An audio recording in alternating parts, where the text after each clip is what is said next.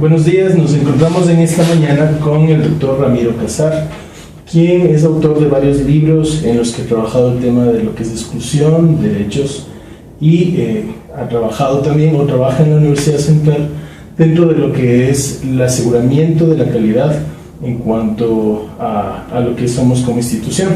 En la mañana de hoy vamos a trabajar sobre todo el tema de lo que es exclusión enfocada hacia las personas con discapacidad, innovación educativa como universidad para generar espacios más amplios de participación de estas personas en tanto a lo académico como en lo que es bienestar general. Entonces, buenos días, doctor. Buenos días. El primer tema que me gustaría tratar con ustedes es dónde y cómo se genera la exclusión para personas con discapacidad en la educación superior en general. Bueno, muchas gracias por la entrevista. Yo creo que en primer lugar es necesario que todos entendamos de quién estamos hablando. A veces damos por sentado que entendemos lo que es una persona con discapacidad y generalmente la exclusión se da desde ese punto de vista, desde no saber de quién estamos hablando. Vamos a decir lo que no es una persona con discapacidad. Una persona no es, ¿sí? La discapacidad no es una enfermedad, primero. La discapacidad no es una situación solamente de una clase social o de una condición o de un grupo de personas, ¿sí? La discapacidad es una condición humana, ¿sí? Es una situación de una persona. Por lo tanto, cuando se adopta el término de persona con discapacidad, existe ya un intento, si vale el término, ¿sí?, de devolverle a esa persona todos los derechos que tiene una persona, y no derechos especiales como la gente considera, es decir, siempre se habla de los derechos de las personas con discapacidad, y ese es otro error. Así como el primer error es pensar que la discapacidad es una enfermedad, ¿sí?, el otro error es pensar que ese grupo de personas tienen derechos específicos o especiales, y eso no es verdad. Si es una persona, tiene los mismos derechos que usted, que los míos, que cualquier otra persona. Derecho a la educación, a la salud, a la vivienda, a la privacidad, etc. Todos los derechos, ¿sí? Lo que hay que entender entonces también es que este grupo de personas, para poder tener la misma oportunidad que las otras, que se llama igualdad de oportunidades, para acceder a los derechos, porque el tema de los derechos no solamente es que hay una carta que dice que todas las personas tienen los siguientes derechos. Eso es importante, la declaración de los derechos, pero la garantía del cumplimiento de los derechos está en que las personas puedan acceder a esos derechos. Y ahí está el problema, porque este grupo de personas con discapacidad no tiene las mismas oportunidades que los otros, que los que no somos con discapacidad, para acceder a esos derechos. Entonces, no tiene la misma oportunidad para acceder al derecho a la educación, para acceder al derecho al trabajo, para acceder al derecho a la libre movilidad, etc., ¿sí? Entonces, la exclusión, ¿sí?, si vamos a hablar de la educación superior, no es un tema que se refiere solamente a la educación superior, a la universidad. El tema de la exclusión es un tema que arrastra desde el nacimiento a una persona con discapacidad. Y este está, yo creo que ligado directamente con el tema de las actitudes de las personas, ¿sí? Y ahí ya viene, ¿no es cierto?, el tema de lo que se sabe, lo que se conoce, ¿sí?, sobre lo que es una persona con discapacidad, o las distorsiones, o todos aquellos conocimientos falsos, ¿no es cierto?, que se tiene sobre el tema de la discapacidad, porque en la base de las actitudes está primero el conocimiento. Es decir, usted tiene una actitud positiva hacia las personas con discapacidad, ¿sí?, usted tiene un conocimiento, tiene una concepción de lo que es la discapacidad, es una concepción correcta, ¿sí? Por lo tanto, al tener una concepción correcta de lo que es una persona con discapacidad, su reacción frente a él afectiva va a ser de, yo diría, de aceptación. Pero si su concepto de la persona con discapacidad es negativo, es una persona enferma, es una persona inútil, una persona con capacidades diferentes, una persona limitada para el trabajo, una persona que no puede casarse, una persona que no puede tener hijos, una persona que no puede trabajar, una persona que tiene limitaciones y que más bien es una carga para la familia, para la sociedad, un costo, etc. Si esa es su concepción sobre la persona con discapacidad, entonces usted no va a sentirse digamos, no va a tener una actitud positiva para él, sino más bien una sensación de rechazo, una sensación de segregación. O sea, va a preferir a lo mejor no encontrarse ni trabajar mucho con ellos, ni para ellos, etc. Esta es una actitud negativa. Entonces, volviendo al principio, le decía que la segregación nace o se origina en las actitudes de las personas. Es decir, en todas las concepciones falsas, distorsionadas que se tiene de esta persona y por lo tanto de su proyección, de su futuro, de lo que puede ser. Y claro, esto es una cuestión que atraviesa por toda la evolución de la historia.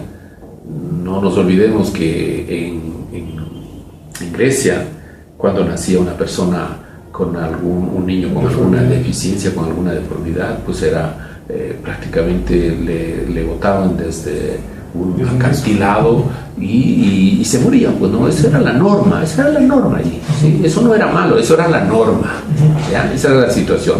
Luego, obviamente, el tema está en que después ha habido una concepción que ha desarrollado al cuidado, a la caridad, al paternalismo, a la sobreprotección, ¿sí? Un modelo tradicional de atender a las personas y una actitud de ellas. Luego un modelo distinto que es el modelo de rehabilitación. Pero esto surge porque en los Estados Unidos, obviamente después de las guerras, quedaron muchas personas con discapacidad y había que atender a estos héroes de guerra. Entonces formaron los círculos de rehabilitación. Y pasó entonces del modelo tradicional de paternalismo a un modelo de rehabilitación, ¿sí?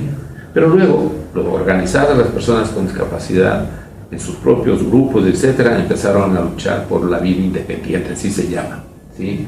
Y este movimiento determinó lo que es, ¿no es cierto?, el tema de lo que se llama la inclusión y los derechos humanos. Es decir, sí, está bien la rehabilitación, lo que han hecho por mí, pero ahora sí déjenos a nosotros decidir qué queremos ser, qué queremos hacer, porque tenemos derechos. Bueno, esa es la historia. Y las actitudes de las personas han ido cambiando así. En nuestro país, ¿sí?, la situación no ha tenido la misma velocidad. Creo que tenemos aquí todavía un modelo tradicional de atención, de paternalismo, de caridad, etc. ¿Sí? Vea usted las propagandas de los candidatos y va a ver que lo que les ofrecen es sillas de ruedas, etcétera, etcétera, colchones y todo lo que quieran. También tienen rehabilitación, ¿sí? También hay algunos grupos y en algunos lugares donde ya se habla de autonomía personal y otros más avanzados de inclusión y derechos. ¿Qué ha pasado en la educación?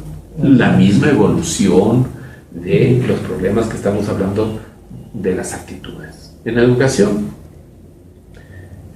primero, obviamente, excluidos de la educación, de todo nivel de educación.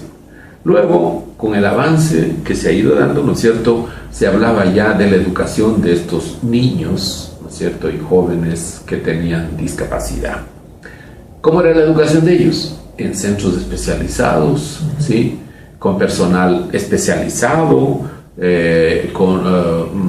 obviamente una educación de élite. Ahí iban la gente que tenía dinero y los padres que tenían dinero ponían en los mejores centros, etc. A los otros, a las escuelitas públicas, ¿sí?, casi sin ninguna situación. Bueno, Estas cosas han ido cambiando y luego vino el proceso de la integración escolar.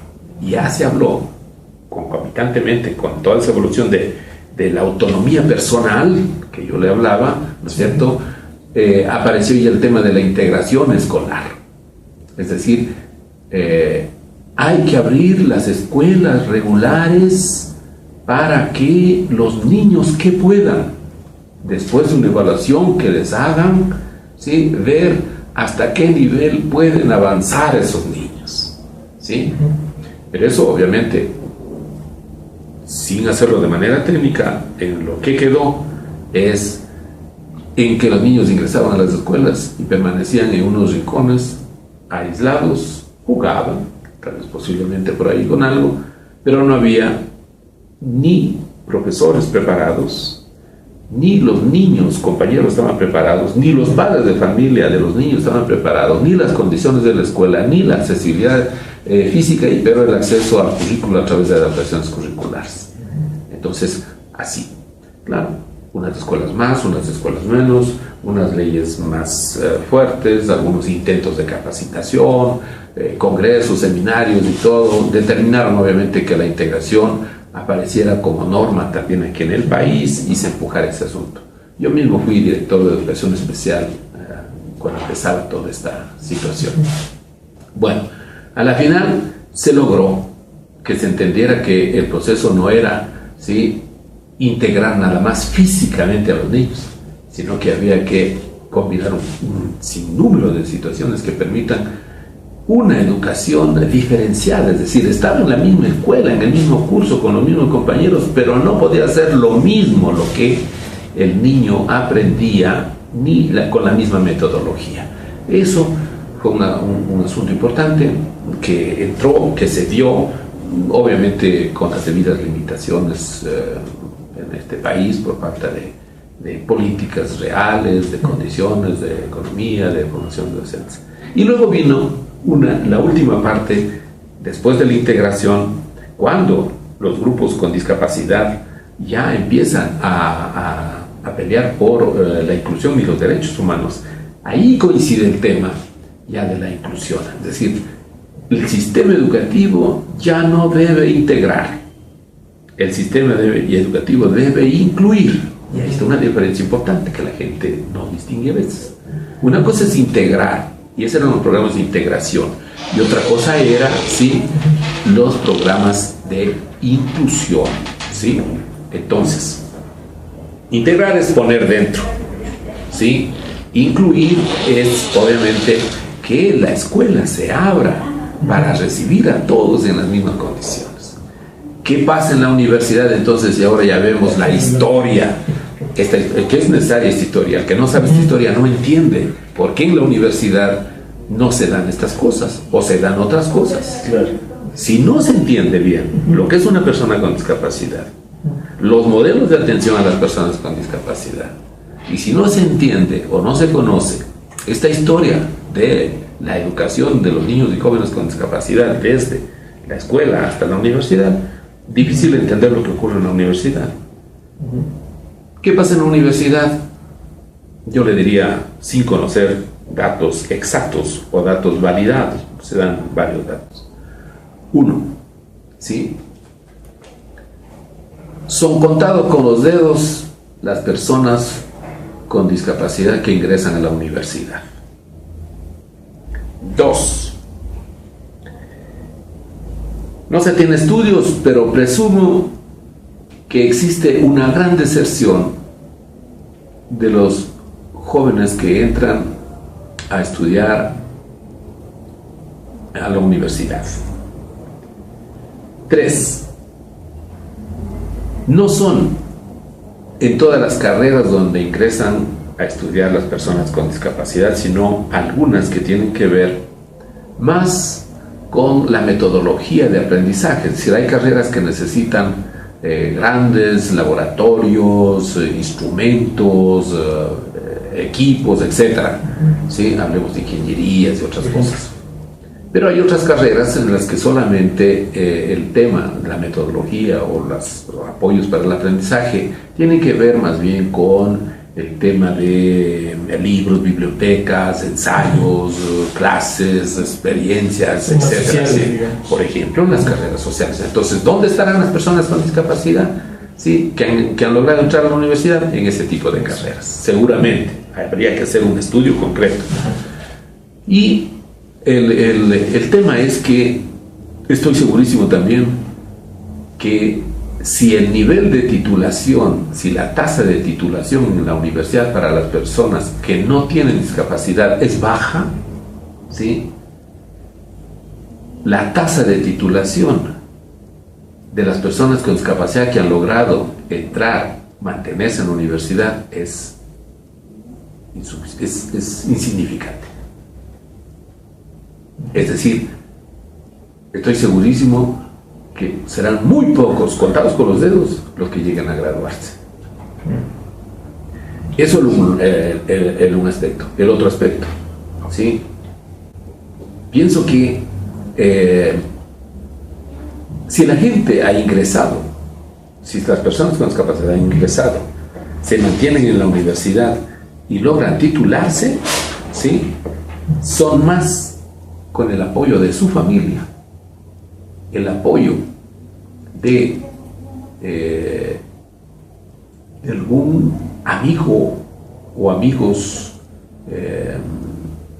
de la persona con discapacidad, compañeros en algunas ocasiones, antes que esto tenga que ver con una estructura y una organización de la universidad que favorezca el acceso, ¿sí?, el mantenimiento y la graduación de estas personas. Creo que también hay otra cosa que ver, ¿sí? El tema en la universidad es que las políticas de acción afirmativa, que es otra cosa que hay que entender para hablar de este asunto. Las personas con discapacidad, dijimos, tienen los mismos derechos, ¿sí? Pero estas personas necesitan de políticas de acción afirmativa para la igualdad de oportunidades, ¿sí?, para tener la misma oportunidad de ejercer los derechos. Esta imagen es muy clarita para eso. César lo ha conseguido, ¿sí? Aquí están en fila todos los animales, varios animales, y hay un señor que les dice: muy bien, pues a todos les damos el derecho de participar en esta prueba, ¿sí? Y vamos a ver quién lo hace de mejor manera. Todos tienen que trepar al árbol. Aparentemente diríamos que estamos cumpliendo con el derecho, ¿sí? Ahí está, como decimos acá, a ver, nadie les dice que no entren a la universidad. La universidad es gratuita, la universidad apoya a todos los estudiantes, ¿no es cierto?, etcétera, etcétera. Muy bien, pues, si no entran es porque no quieren o porque no llegan. Eso es esto, ponerles en fila para decir: corran, a ver quién llega primero. Pero una persona con discapacidad, dependiendo incluso de las capacidades, del nivel de discapacidad, ¿sí?, necesita de acciones afirmativas, es decir, de unos derechos positivos, no de unos derechos diferenciados. Es decir, si yo quiero correr igual que estos animales para llegar a la meta, a mí me tienen que dar algo que me iguale en la oportunidad. Es decir, si me dan una silla de ruedas, seguramente corro igual que ustedes. ¿Ya? Esa es una acción afirmativa. Si para ingresar a la universidad se establecieran, ¿no es cierto?, normas, disposiciones y procesos que permitan que esa persona pueda acceder al derecho en la misma condición que los otros, entonces estaríamos favoreciendo la acción. No solamente becas, porque a veces aquí se considera que si le damos una beca ya está. Venga, pues no hay problema, que los capacitados vengan aquí, les damos becas y ya está. Eso no es así. Aquí el tema es: hay procedimientos de admisión para personas con discapacidad, hay normas, hay políticas para el acceso de personas con discapacidad, hay personal capacitado, hay accesibilidad física, porque aquí la accesibilidad llega hasta el filo de las facultades, que hicieron últimamente, y mal, porque tan antitécnicamente es hecho que si le colocamos a un señor en silla de ruedas ahí en la Facultad de Economía, ¿sí?, se va hasta el 10 de agosto, porque no hay ninguna inclinación, porque no hay ninguna medida técnica que permita saber cuál es la inclinación que permite la seguridad de las personas y la fuerza para subir también. Porque si hacemos eso y necesitamos 3 para empujarle hasta la Facultad de Ingeniería, pues no hemos ayudado a nada. Entonces, hay accesibilidad, hay facilidades en los laboratorios para que estas personas puedan, buenas bibliotecas. O le cuento lo de la biblioteca de administración, que siempre lo pongo como ejemplo. Cuando se hizo el edificio, ahí hay un ascensor para todos los pisos y se construyó con una puerta que daba directamente al interior de la biblioteca. Usted conoce la biblioteca. Esa se necesita subir gradas o por adelante o por atrás, pero por gradas. No hay otra forma de llegar. Pues esa facultad tenía un ascensor que daba en la puerta interna, de la biblioteca. La tapiaron, la cerraron. Nunca se abrió la puerta allí por seguridad. ¿Y por qué pensaban que para un discapacitado que llegue de vez en cuando, ¿para qué vamos a gastar $12,000? ¿No? Entonces, sin contar el tema de la falta de lo que se llaman las adaptaciones curriculares. O sea, que el tema no es solamente la accesibilidad física, sino la accesibilidad al currículo, las facilidades, las actitudes de los compañeros, de los profesores. Por ahí conozco que también el presidente ha llamado a la Facultad de Administración para reclamar por una persona con discapacidad cuya profesora dijo: yo contigo no puedo más. Listo. Le pongo estos ejemplos para que usted vaya viendo, ¿no es cierto?, que el tema de dónde apareció la exclusión de estas personas y por qué se mantiene la exclusión y cómo se genera la exclusión, que es las preguntas que usted me ha hecho, pero que le he dicho de una sola. El tema es las actitudes. Repito, son las actitudes de las personas. Pero una actitud surge siempre del conocimiento o del desconocimiento o de la distorsión del hecho o situación al que se refiere la actitud. En este caso, no conocemos, no sabemos lo que es una persona con discapacidad, no sabemos cómo se origina la discapacidad, que hay otro error, y con esto a lo mejor terminamos. Nosotros estamos siempre señalando como persona con discapacidad a las personas que tienen deficiencias. Entonces hay que distinguir lo que es una deficiencia y lo que es una discapacidad. Una deficiencia es a una persona que le falta algo. Una persona es deficiente del oído, una persona es deficiente de los ojos, una persona es deficiente de músculo esquelética, ¿sí? Entonces, generalmente nosotros decimos, ¿sí?, el discapacitado auditivo, el discapacitado visual, el discapacitado mental, ¿sí? Y eso no es correcto, aunque así los conocemos todos, porque estamos solo refiriéndonos a la deficiencia, es decir, a lo que le falta, ¿sí? Entonces, yo tengo una deficiencia visual, porque no veo bien, ¿sí?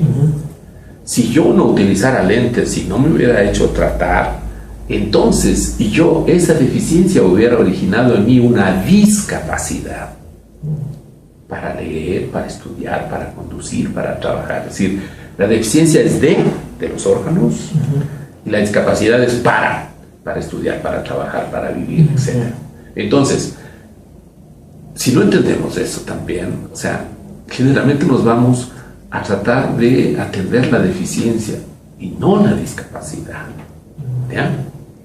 En el caso de la universidad o del ingreso a la educación superior, es necesario que nosotros tengamos muy claro que hay unas personas que tienen deficiencias, pero que por compensación con equipos, aparatos, aprendizaje, etcétera, su discapacidad es mínima. ¿Sí? Es mínima.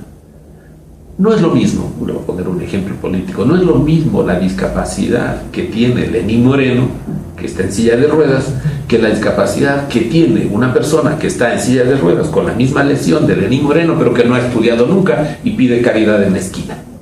No es la misma discapacidad, es la misma deficiencia, ¿sí? Entonces, para entender la educación superior aquí, también hay que entender aquello. Y tenemos que saber qué nivel, qué grado de discapacidad, qué deficiencia ha originado aquello para poder organizar a la universidad, ¿no es cierto? Y convertirla en una universidad para todos.